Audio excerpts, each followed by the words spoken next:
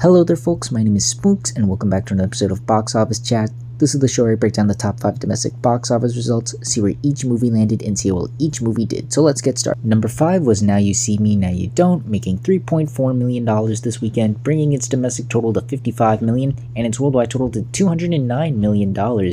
Still impressed by how well this movie is done. I honestly wasn't expecting it to do as well as it has. It's still the lowest grossing in the franchise. I'm not sure if it's going to reach the domestic or worldwide totals of its predecessors, except for maybe the second one as far as domestically goes. Again, it seems to be in line where that movie was domestically, but hey, it still made more than I thought it would, especially domestically. Again, given the time span, I just was not sure if this was going to deliver, but hey, it seems to have become a sleeper hit, definitely for Lionsgate, who was in desperate need of a win, and it's shown strong legs thus far. Again, I think we're heading into the slowdown period for this movie, definitely, given the massive holiday surge we're about to see. So I'm pretty sure this is going to be the last time we see it in the top 5, but still, man, what a very impressive run to see for this movie. Again, I wasn't expecting it to do this well given my gripes surrounding the film prior to its release, but hey, it proved me wrong. It's become quite the sleeper hit. It's not doing what Predator has done,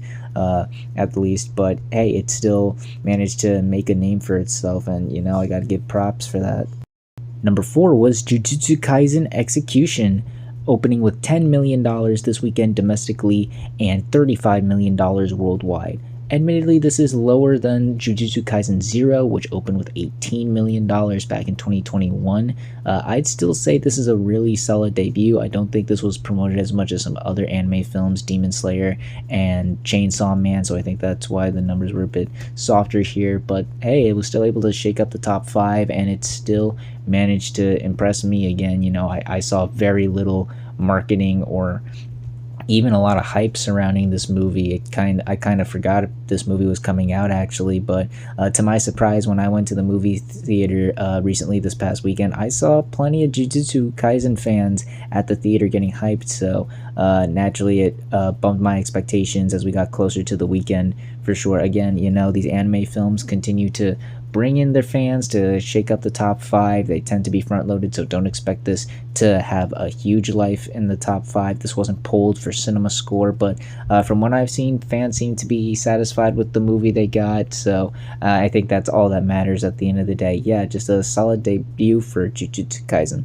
Number 3 was Wicked for Good, making $17 million this weekend, bringing its domestic total to $297 million and its worldwide total to $440 million. Goodness, this weekend for Wicked was rough, folks. We all expected a lot of the movies to take a hit this weekend, and we'll definitely see some movies take a bigger hit than most, but my goodness, this was a big hit for Wicked. It fell 72%. It would be one thing if it fell over 60, but 70%, my God, that's more than just, you know, the weekend after Thanksgiving. This is an indicator of, like, yeah, a lot of people just weren't that satisfied as what it was originally expected, because again, it seemed like people were enjoying it as much as the first one. The hype was there, buzz was strong, and while critics didn't love it as much as the first one, it seemed like audiences enjoyed it on par. But clearly, I guess, as soon as the fan rush and most of the people went to see it for the holidays, it just didn't satisfy that many people, sadly. It's still making a ton of money, it's still going to be really successful, but I don't think this is going to be the surprise success story that the first one was. I doubt this is going to be as leggy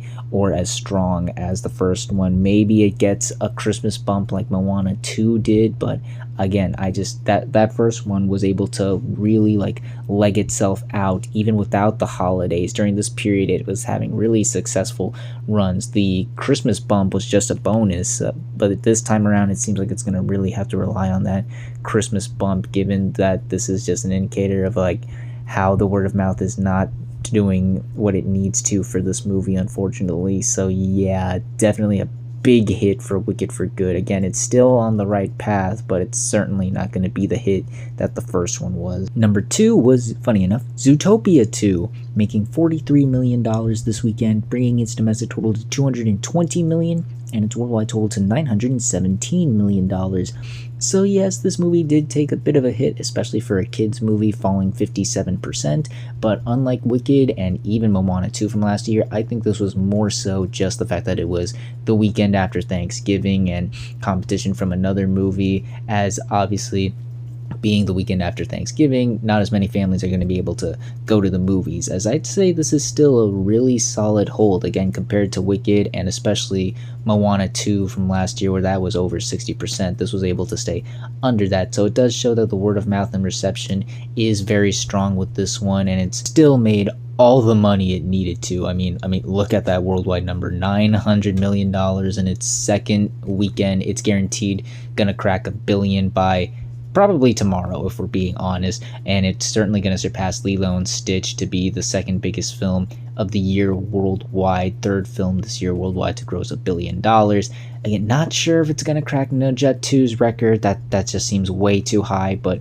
the fact that I was able to get to this number in its second weekend is pretty monumental. Again, East Asia, especially China, has been loving this movie, and I'm sure that love is going to continue to grow, especially throughout the holiday season domestically. Again, the word of mouth and reception has just been excellent thus far. I still see people talking about how much they love this movie and how it's one of the better Disney sequels for sure. So this is definitely going to see some strong legs as we head closer to the holidays, and it's definitely going to get that Christmas bump as a bonus rather than a necessity like Moana 2 was. So yeah, really solid weekend for Zootopia 2. Can't wait to see how much higher this movie goes. And finally, let's end the video off with the number one movie of the weekend, which was Five Nights at Freddy's 2.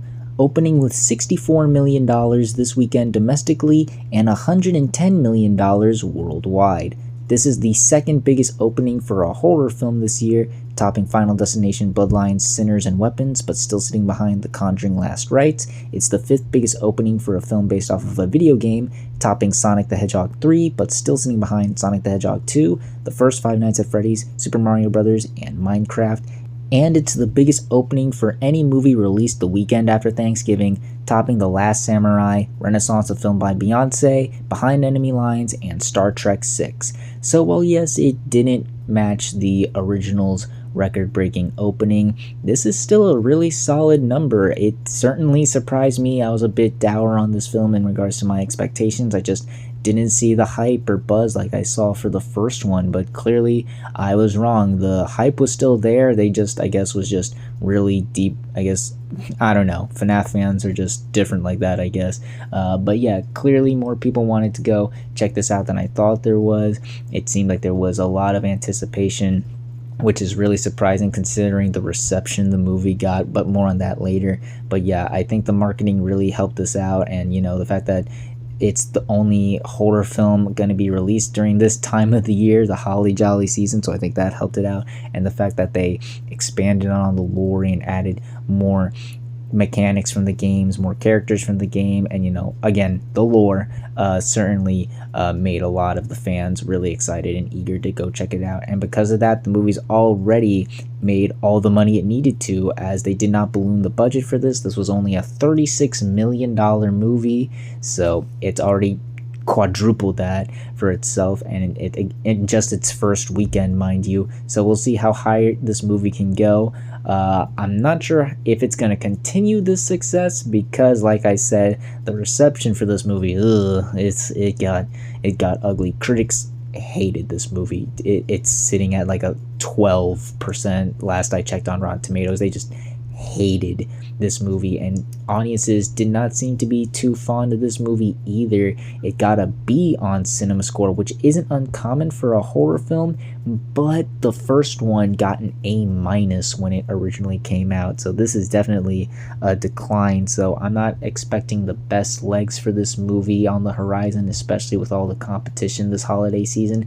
Who knows? I get the FNAF fans have proven me wrong this weekend, so maybe, you know, the hype will still be there by the time Christmas comes around. But given the reception it's got, I'm not sure if we're gonna see the best legs or strong word of mouth with this one. But again, it's not like it really needs it, because the film has already made all it's needed to. So anything else is just extra change at this point. Yeah, just a fantastic start for Five Nights at Freddy's 2. Hopefully the road looks bright for the film, but I have my doubts on that. And those were your top 5 domestic box office results for this weekend, and normally this would be the part of the video where I discuss the upcoming new wide releases and seeing where they would land in the top 5.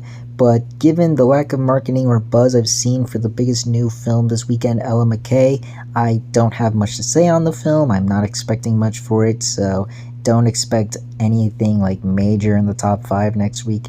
But if there's anything really major shaking up the top 5 next week, I'll be sure to discuss how that movie does, as well as the rest of the movies that land in the top 5 on the next Box Office Chat.